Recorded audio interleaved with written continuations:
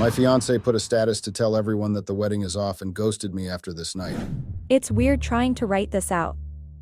I know I'm going to get a lot of stick for it from most of the people who would read this because I even condemn these actions. To be honest, I wouldn't be doing this if I was instructed to by my therapist. People of Reddit, this isn't one of those aita stuff because I know already that I was an arsehole. I am simply writing this to see if it could help my moving on, and as I said before, because my therapist specifically said I should. My boyfriend of 3 years left without saying a word when he found me with another man. Well, he actually was my fiancé.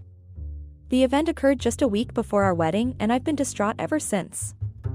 I grew up a carefree young girl, a girl who did whatever it was that made her happy irregardless of who I hurt in the process.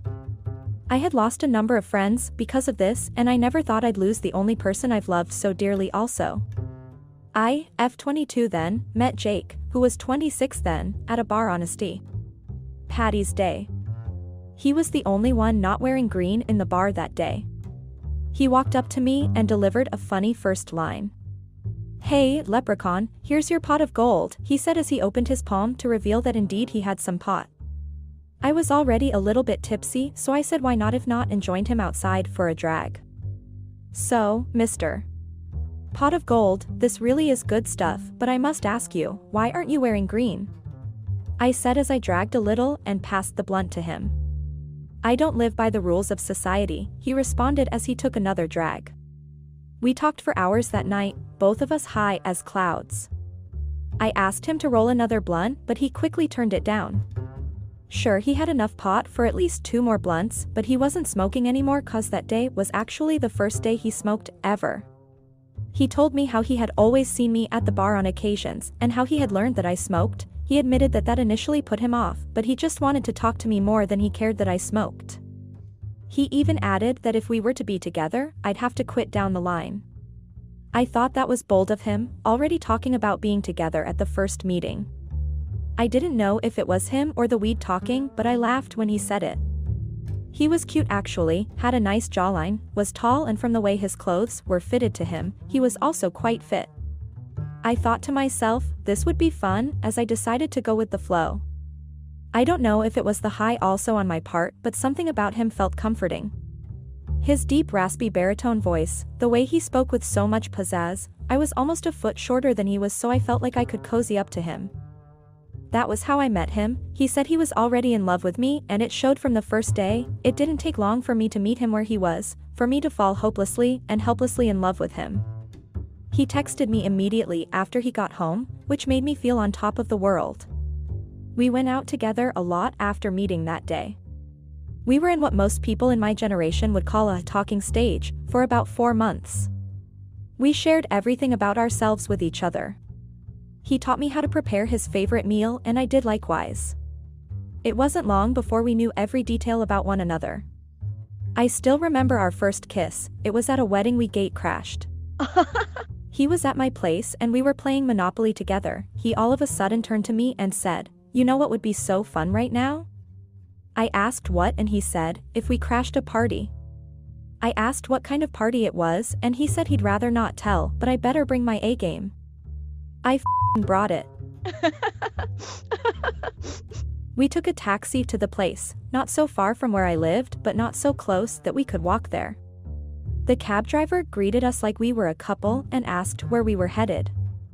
I was about to say we weren't together, but he cut me off with his laughing and said, "My girlfriend is about to make someone's bride feel second best at her own wedding." The cab driver nodded in approval and drove to the address he was given. "You know we're not dating, right?" I said to Jake. "Shh," he started. "Don't worry, after the night we'll have today we definitely will be," he added, as he put his jacket around me. I lost all the words in my mouth. I wanted to ask him why he didn't say it was a wedding, if he knew who was getting married, and why he decided on crashing a party he wasn't invited to. I couldn't make up the sentences. I was really blushing hard cause of that sentence. When we arrived at the wedding, it turned out that he knew quite a lot of the people there. The way they looked at me made me feel like I wasn't supposed to be there, which was true cause neither of us should have been there. When the wedding started, I asked him the questions I wanted to ask. He told me the groom was a close friend of his, that is until they both fell in love with the same lady, the bride. He told me how one day whilst playing FIFA 14, they had talked about how to remedy the situation. Since neither of them was willing to back down, they had decided to settle it with a game. Winner got to talk to her and the other had to stay clear. He had lost the game and decided he wasn't going to stick around much. He wished his friend good luck and left what he called a love chain. According to him, the two were in love with her and she loved the two also. So that day was the first time he spoke with either of them since he lost the FIFA 14 match. I thought I was crazy how men made pacts based on games in SHI, and even crazier that they do keep to those pacts. Well, it was none of my business. Later at the reception, the three friends caught up. Jake shared a dance with the bride. I must admit, even though she was already married, I still got a little jealous seeing them dance together, because of what he had said earlier. Is that jealousy on your face? Jake asked as he did the slight gentlemanly bow that notioned me to have a dance with him. I took his hand and we started dancing. I thought you said we weren't together, you have no right to be jealous, you know, he added. What if I wanted a right to be jealous? I said. What? Did I just say that? Jake really had a way of making me reveal my true desires. He smiled at me. We danced on, but now he had pulled me closer to him and I could feel his heart beating against the top of my head. He whispered sweet nothings in my ear. When the dance was coming to an end, he raised my head with his hands, looked me in the eyes, and said those three words that would make anyone feel on top of the world. Then he kissed me. For what felt like a long time, my face was red hot and I had butterflies in my stomach. After the kiss, whilst still looking me dead in the eyes, he said, "Now you have the right to be jealous." Then he laughed. Oh, what beautiful smile he had. Writing this on here is making me tear up, guys. I really don't know how I ruined such a beautiful thing in less than 4 hours. I honestly won't be writing this if I wasn't told to. It hurts to have to recall every memory we shared cause I'm being hit hard by the fact that I really it all up. I had what every woman prayed to have and I it up. I really let my stupid actions ruin it. We spent every passing day together. He was a web developer, so he did most of his job remotely, only having to show up at the office once or twice a week. One of the many things I loved about him was how he had his life in order. Most people his age were just starting up, just figuring things or just making it up as they went. Not him. He lived a near-perfect lifestyle. 2 years into our relationship, I had already quit smoking for a year. He really did call it. We had started living together and since I didn't have a job then, I was home most of the time. I normally smoked when I was bored, tired, or unhappy. I was never any of those when I was with him. So it didn't even click that I haven't smoked for a long time until he pointed it out. In and around our second year, my younger sister got married. To her high school sweetheart. I was happy for her, honestly I was, but as we all know, watching your younger sibling get married before you normally tends to hit a nerve. It did hit a nerve for me, *Q sarcastic fake laugh.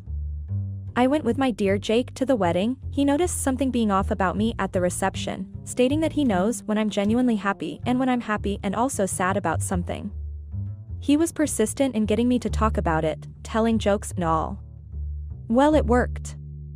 I told him how happy I was that my sister was getting, and how it was good that she didn't have to get hurt by a man or get her heart broken. I told her how I knew she was a very soft and fragile girl and how I was always worried that she might have to go through being cheated on or any of such heartbreaking relationships things.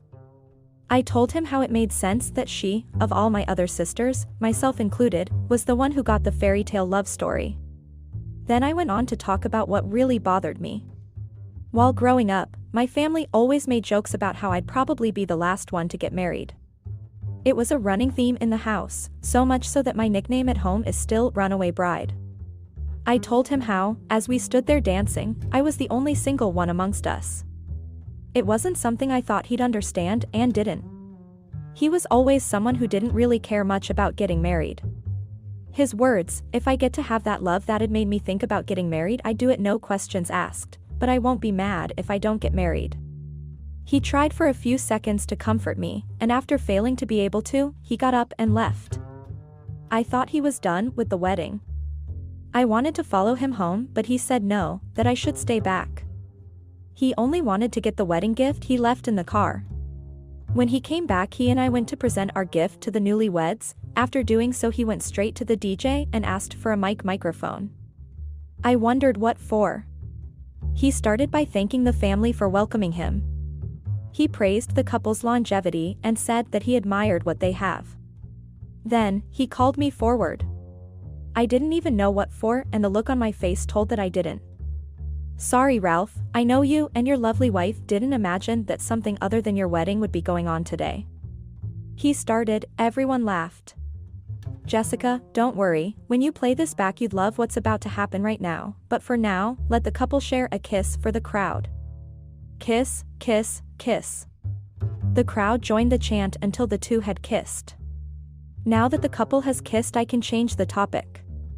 Now Jellybean, remember when I told you that if I get to have that love that had made me think about getting married, I'd do it no questions asked? Well, I'm grateful God brought you to me, he started. You've brightened up my world, and in the years we've known each other, we've been nothing short of inseparable. I've been wanting to do this for a few weeks now, but I think it's fate that I'm doing this today. Remember when we first kissed? It was at a wedding. So now, at another wedding, I'd like to ask you this question. Wait, is he about to do what I think he's about to do? I thought to myself, I was starting to get flustered. He got on one knee and pulled a box out of his coat pocket. Oh my gosh, he is. I couldn't contain my happiness anymore. I started vibrating like a toddler who's had a lot of sugar. My runaway bride, would you like to have the right to be jealous for the rest of our lives together? That was so cheesy of him, using the same words he said when we first kissed again.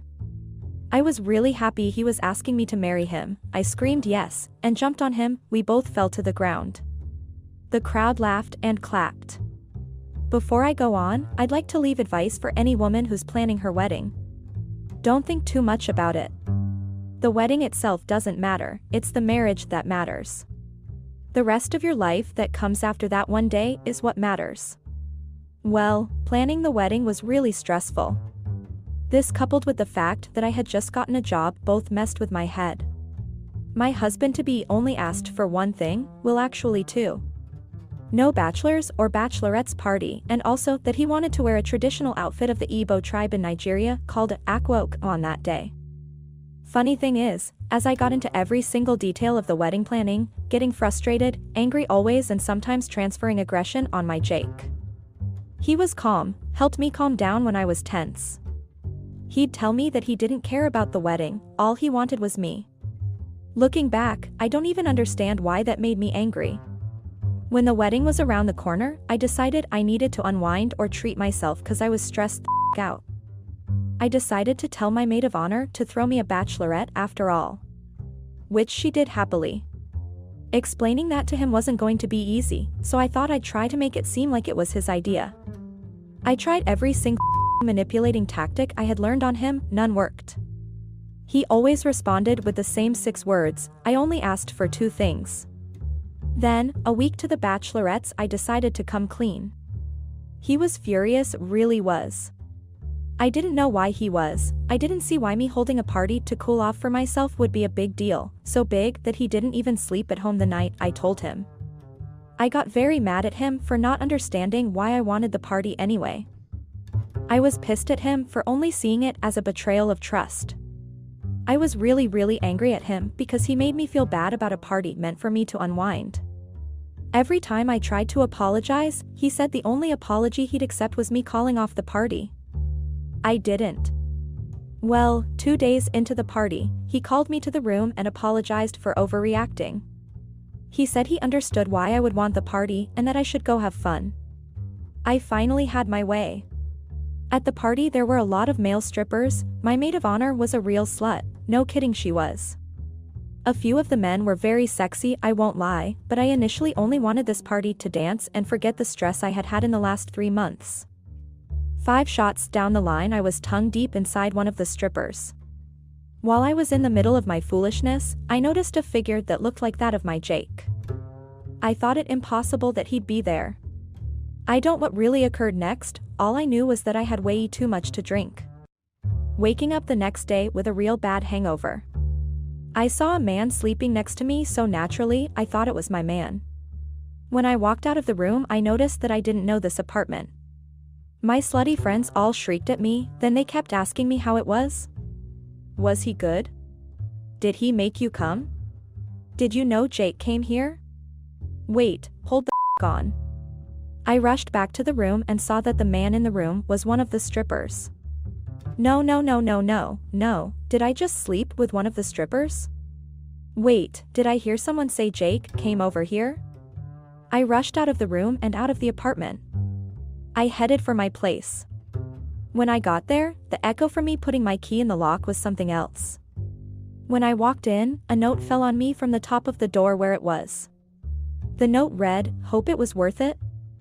I looked up and saw my place flipping empty. The only things left were the things I bought myself. Jake had moved everything he owned in the house out. I wept. I wept. I still have the note with me. I keep it as a reminder not to up the good things I have going on. I tried to call Jake, nothing. Tried to text, nothing. I went on WhatsApp to text him there. That was when I saw it. His last status update read, "It's over guys, wedding's off." He had blocked me on all platforms and had cleared everything he had in this place. There wasn't any chance of ever seeing him again.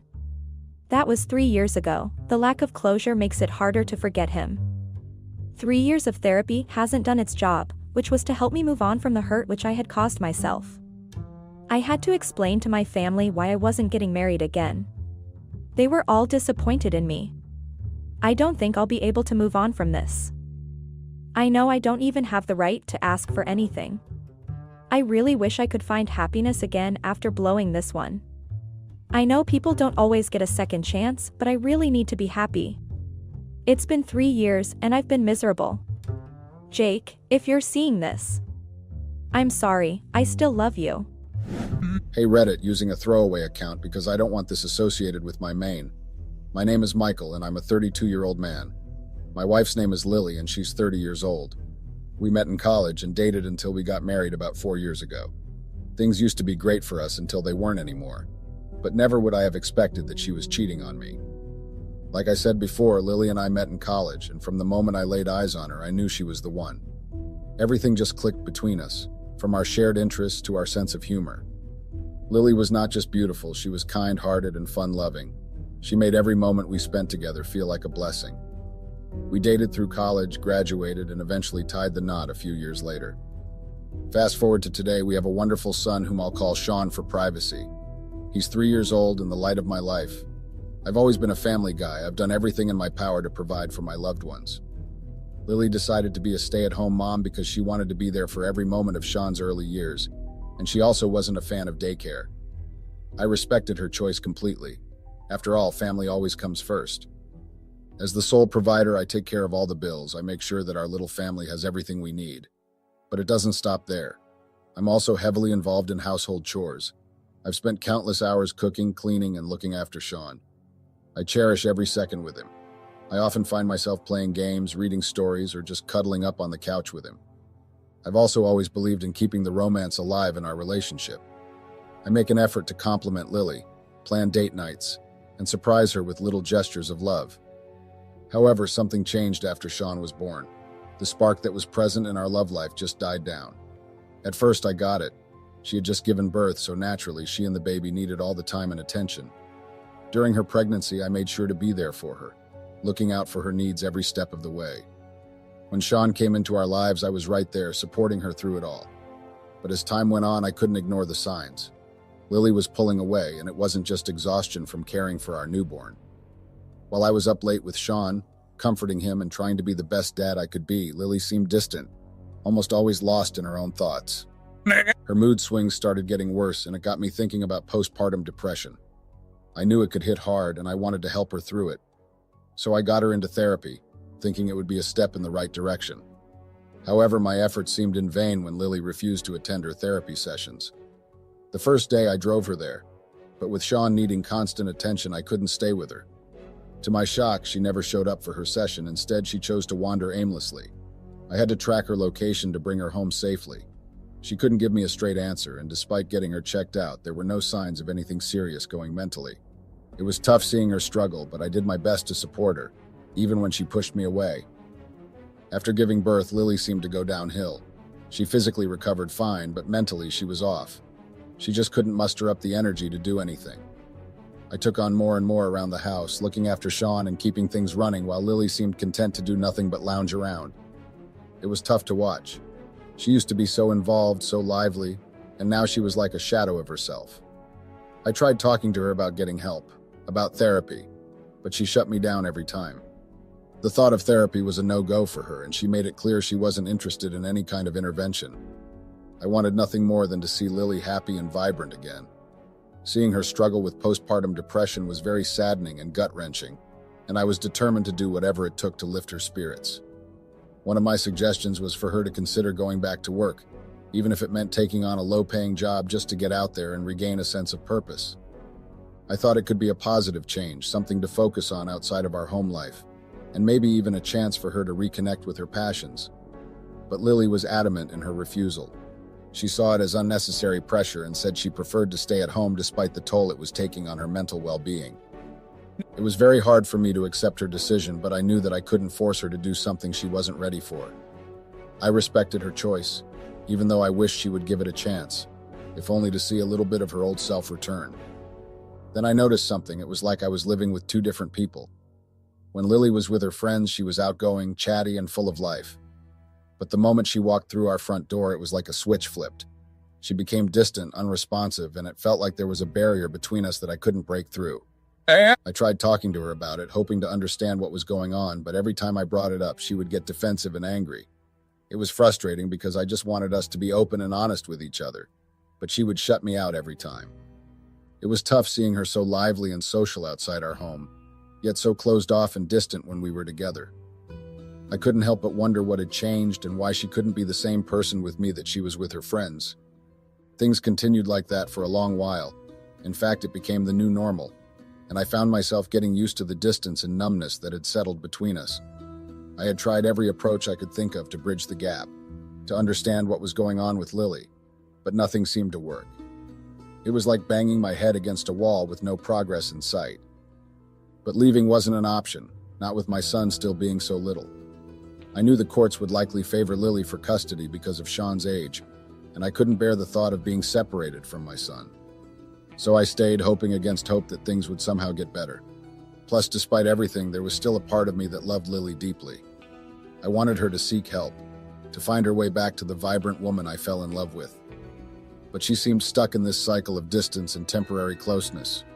For about a year, maybe even two, I noticed this pattern. Lily would be distant, almost unreachable, and I would start to withdraw my affections, feeling tired of the constant push and pull. It was then that she would suddenly become more attentive, more affectionate, as if sensing my distance. But it was always short-lived. Maybe for a few days she would be fine, then once she felt I was back on board, she would retreat into her shell again, leaving me feeling confused and frustrated. Then I noticed something, the first sign that made my stomach churn. She was spending a lot of time on her phone. Now I know that's usually the first sign people talk about when they suspect their partner might be cheating, whether emotionally or physically. The constant scrolling, the distant look in their eyes when they're glued to that screen. It all adds up to this sinking feeling in your gut. But back then, my mind didn't immediately jump to cheating. After all, Lily had been distant from me for a long time already. It was almost like a new normal for us, sadly. So when I saw her not only on her phone more than usual, but also being very secretive about it, a little alarm bell went off in my head, but I pushed it aside because I thought it was just another layer of her withdrawal from our relationship. I tried to brush off those uneasy feelings, thinking maybe it was just stress or her being preoccupied with something else. But no matter how hard I tried to convince myself, that lingering doubt wouldn't go away. It felt like there was this dark cloud hanging over us. I was seriously starting to question everything we had built together. Lily was never the type to be all overly protective or secretive about her phone. In fact, she was quite the opposite. She'd leave it lying around, forget where she put it, and I'd end up being the one to track it down or call it to find it. It was just one of those little quirks of hers that I found kind of endearing, and it had become a bit of a running joke between us, her carelessness with her phone. But then, out of nowhere, she became super protective of her phone. always checking it like she was waiting for something urgent, hiding it from me like it was some kind of top secret document. It was like she had something to hide and it didn't sit right with me. She started doing all these little things to keep me from seeing her phone or her messages, refusing to charge it in the same room as me, keeping it close by at all times and avoiding opening it up if I was around. It was like she was guarding it with her life, and it raised a red flag in my mind. Why was she building a wall between us? I just couldn't figure out why. Why was she being so secretive, especially when she had never been like that before? It felt like a breach of trust, a barrier between us that I couldn't break through no matter how hard I tried. The next stage of my suspicions came when I noticed that Lily was spending an unusual amount of time outside the house. Now I should mention that a significant change had already taken place in our lives. Like I mentioned before, Lily had become extremely tired and lazy, avoiding any household chores and leaving me to pick up the slack. This led to me cutting back on my hours at work and transitioning to remote work from home, which then allowed me to juggle taking care of Sean and managing the household chores without letting things pile up. That didn't mean that I worked 100% remote. I still went to the office, but about 70% of my work was done from home. So with me being home a lot, I couldn't help but notice Lily's frequent outings. Her excuses for leaving were becoming flimsier by the day. Sure, she used to go out with her friends occasionally, but now it seemed like she was always on the move, and her explanations just didn't add up. One red flag was her newfound interest in driving herself. Before, she would often rely on her friends to pick her up for a night out, especially since she wasn't much of a drinker. But now she was taking the wheel more often, which struck me as odd. I didn't think much of that, though, because I justified that it could have just been a coincidence. What if she wanted to drive herself more and I was suspecting her for nothing? Then when I checked her location, it was always at random places.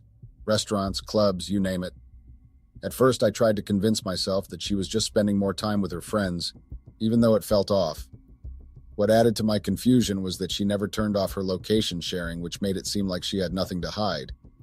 But every time I tried to bring up my concerns, Lily would get defensive and turn it around on me. She accused me of being the one who wanted her to be more social, and now that she was, I was suddenly questioning her every move. It was frustrating and confusing, to say the least. One of the things that really caught my attention was how much money Lily was spending all of a sudden. It was way more than her usual spending habits, and whenever I asked her about it, she always had the same excuse. She decided to pay for everyone's drinks or treat everyone to dinner. It just didn't add up. Her friends were well off, and they were all used to splitting the bill equally or paying for what they ordered, to avoid any confusion or tension. So her sudden urge to foot the bill for everyone raised my eyebrow. I didn't want to be the paranoid husband that was constantly questioning her every move, so I just asked her to be mindful of her spending. But deep down, my suspicions were growing. What finally tipped me off was a chance encounter at the grocery store. Now, I usually did the grocery shopping because Lily hated it, and I didn't mind it. On this particular day, I bumped into one of Lily's closest friends, someone who was always part of their friend group. We exchanged pleasantries and caught up briefly. It was during this conversation that she mentioned something that didn't sit right with me. She hadn't seen Lily in a while. This was strange because every time Lily went out, she would always mention she was with her friend group. So why hadn't her friend seen her lately? When I casually asked about it, she seemed confused, confirming that yes, Lily hadn't been hanging out with them lately. I brushed it off, not wanting to raise any suspicions, but it nagged at the back of my mind. When I got home, I mentioned the encounter to Lily, and she seemed surprised. It was almost like she hadn't expected me to run into her friend. She asked me what we talked about, but I just told her that all we did was exchange pleasantries. So I started checking Lily's location more frequently, something I hadn't done much before because her outings seemed innocent enough. Just restaurants and clubs, random places. But now, I was keeping a close eye on where she was going, trying to connect the dots and make sense of it all. Everything finally clicked. I had to admit my curiosity had reached its breaking point. I didn't want to be that overly suspicious husband, but I couldn't shake off the feeling that something was off. When Lily mentioned she'd be heading out to meet her friends, it was like a signal for me to act. I played it cool, telling her I'd be home working and that I had already arranged for my sister to come over and help with Sean or take him out to the park. My sister arrived, and I waited until Lily left the house before I made my move. I told my sister I needed to step out for a bit, quickly grabbed something, checked Lily's location, headed to the restaurant where she was supposed to be, and as soon as I walked in, I spotted her. She was there, sitting with a guy. They were having dinner, but it wasn't just a friendly catch-up like she said, and these weren't the friends she told me she would be hanging out with. They were cozy, affectionate, and it hit me hard. I found a spot where I could watch without being seen, ordered something to blend in, and just observed. The way they interacted, it was clear they were more than just friends. My heart sank as I watched her spoon feed him. It was absolutely crazy. I was on the verge of tears. But what really tore me apart was when they started talking, though I couldn't make out their conversation. I watched as she got up and headed to the restroom, and he followed right after her. I didn't need a crystal ball or a fortune teller to know what was going down in that restroom. It was as clear as day the guy with my wife was the one she'd been messing around with. I was pouring my heart and soul into our marriage, doing everything I could to make things work, and all the while she was cheating on me. She was beyond crazy. I was shocked, hurt, in disbelief and angry. Part of me wanted to barge in there and make a scene, but I tried to keep a lid on my emotions. I settled the bill, then made my way to the restroom. I didn't even have to peek inside to figure out which stall they were in. The noises coming from there were pretty disgusting, but also made it clear what stall they were in. I knocked firmly on the stall door, and they went silent. My wife's voice nervously claimed the stall was occupied. It wasn't my proudest moment, but I couldn't hold back. I demanded she face me, but there was only silence from her end. It was like she recognized my voice and couldn't bring herself to respond. After some awkward silence, the guy in the stall asked who I was. I told him straight up that this was my wife they were with. He seemed taken aback, apologized, and spilled the beans that my wife had led him to believe she was divorced and so was just looking for a casual thing. We had this crazy conversation in that cramped restroom while my wife stayed hidden in the stall, too ashamed or shocked to come out. I was furious, and so was the guy she was with. He felt like he'd been played just like me. Meanwhile, my wife stayed holed up in that stall, probably too ashamed or stunned to face what was happening. Realizing I was wasting my time waiting for her to come out, I decided to leave. I told her I'd be at home and that she needed to collect her stuff. That got her moving. Now she was trying to go after me and beg, but I wasn't about to stick around for any drama. I would have taken my car keys right then if I hadn't driven alone. I had been the one to pay for all our cars. Back home, my sister saw the storm brewing inside me. She knew something was off, and I spilled everything to her. She was shocked and angry on my behalf because she knew how hard I'd been working for our family. We both agreed we couldn't keep this quiet. My wife's actions needed to be known. I asked my sister to help pack her things. I didn't want her setting foot in our home anymore. My sister was on board, so while she did that, I started making calls. I called up my in-laws, my own family, and our friends, telling them what went down. I didn't wait for their reactions or advice. I just wanted everyone to know what had happened. The moment I finished calling as many people as I could, I switched my phone to Do Not Disturb mode and joined my sister in packing up the rest of my wife's belongings. We swiftly gathered them and tossed them out onto the porch, then locked the door. Less than 5 minutes later, my wife arrived, tears streaming down her face, begging for forgiveness. But it was too late. She had betrayed me in the worst possible way. I, however, had to come out to retrieve the car keys from my wife, and it was quite a scene. She initially resisted and tried to withhold them from me. I had to stand my ground firmly and inform her that I would call the cops if necessary, and eventually she relented and handed over the keys. I told her there was no chance for reconciliation and that I wanted her to leave. This angered her, and she started hurling insults and blame my way. Can you believe it? She blamed me for being vindictive, for not waiting even a day before exposing her actions to everyone. I didn't engage with her accusations. Instead, I ignored her while she stayed outside, screaming for hours on end. I'm even surprised my neighbors didn't call the cops for a noise complaint. My sister couldn't leave because we were scared my wife might attack her, so she stayed the night with me. Despite the circumstances, I was glad for the company. Sean, of course, is a kid and doesn't even understand what's going on. I don't want to burden Sean with the knowledge of his mother's infidelity, but I also can't bear the thought of letting her have custody. So I have turned to Reddit to share my story, to vent my frustrations and seek solace, and also get any helpful advice that you all can dish out. I've given my all to my family, worked hard, been there through thick and thin. To be repaid with betrayal cuts deep. I've been a loving husband, a responsible provider, and more. Yet she sought something else, and that stings. It's a painful truth to accept. Update. Hey Reddit, the response I received after posting my story was overwhelming in a good way. I wasn't expecting such an outpouring of love and support from strangers on the internet. I've been trying to read and respond to all the comments and DMs, but there's been a lot, so please bear with me if I haven't gotten to yours yet. The support means a lot to me, more than I can express. I will make sure I go through every single comment and direct message. It's been a week since I shared my story, so I should have updated sooner. I am so sorry, but here's the update. The morning after I posted, when I woke up, I noticed my wife had already left. She left and took her stuff. Surprisingly, she had paid for an Uber and booked a hotel room, which I found out from checking our joint account. I immediately cleared out the joint account to prevent any further use of our money. That is something I should have done earlier. I've also received calls and messages from various people, including her mother. Her mom apologized profusely and expressed disbelief at her daughter's actions. She asked if I could forgive her daughter, but I made it clear that I couldn't forgive such betrayal. My mom and siblings also reached out, expressing concern for me, and I reassured them that I was coping.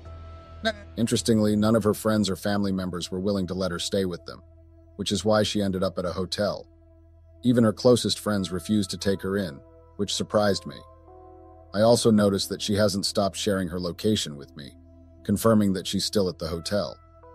My sister, who had initially gone home, returned to stay with me for support. It's comforting to have her around during this tough time. I also received a missed call from one of her friends, the one I ran into at the grocery store. I haven't called back yet, but I'll update once I do or if anything significant happens. I also wanted to address some of the frequent comments I've been receiving. First off, yes, I've seen a lot of "you're stupid" comments, and you know what? I agree. I made a mistake by trusting her blindly, and I won't make that mistake again. It's a hard lesson learned, but one I won't forget. And for those of you advising to lawyer up, rest assured I'm in the process of getting legal advice.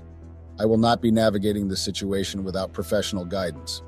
Regarding comments speculating about my wife's mental health, some have suggested she might be bipolar.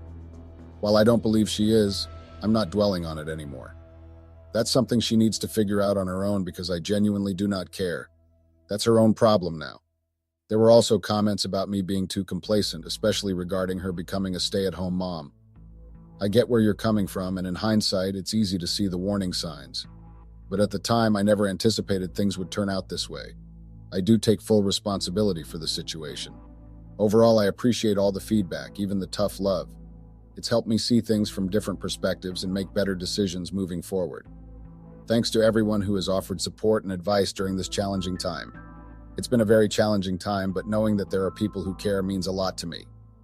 Update. Hey Reddit, it's been a while. Life's been a roller coaster, but I'm hanging in there. So after the initial chaos settled down, my ex-wife went into full drama mode. She called me up, screaming like a banshee about the joint account. It was like a broken record, her playing the victim while conveniently forgetting her own actions and the fact that she ruined everything for herself. I let her vent, mostly because I wanted to keep records of her craziness like my lawyer had advised. Then she started texting, threats, insults, even some pathetic attempts at reconciliation. I didn't bother replying. I've learned not to engage with crazy people. Instead, I kept screenshots for my lawyer.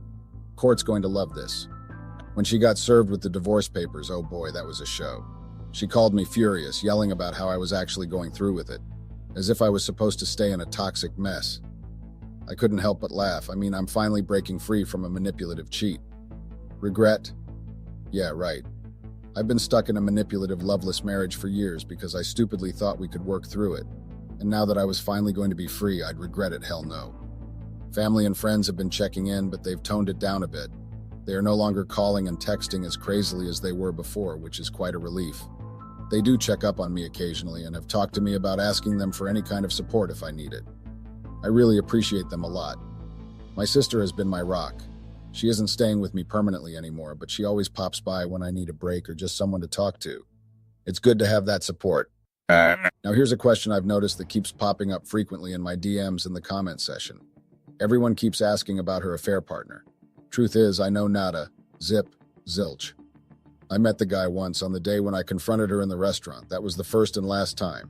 Never seen him before, never want to see him again. I guess he realized she's got a talent for deception too, claiming she was single as she had been recently divorced. Crazy, right? So yeah, don't bother asking about him. He's as much a mystery to me as he is to you all, and I'd like for him to remain a mystery. Life's moving on, slowly but surely. I'm focusing on Sean, on rebuilding, and yeah, even on myself. It's a journey, but I'm taking it one step at a time. Thanks for all the support and understanding, Reddit.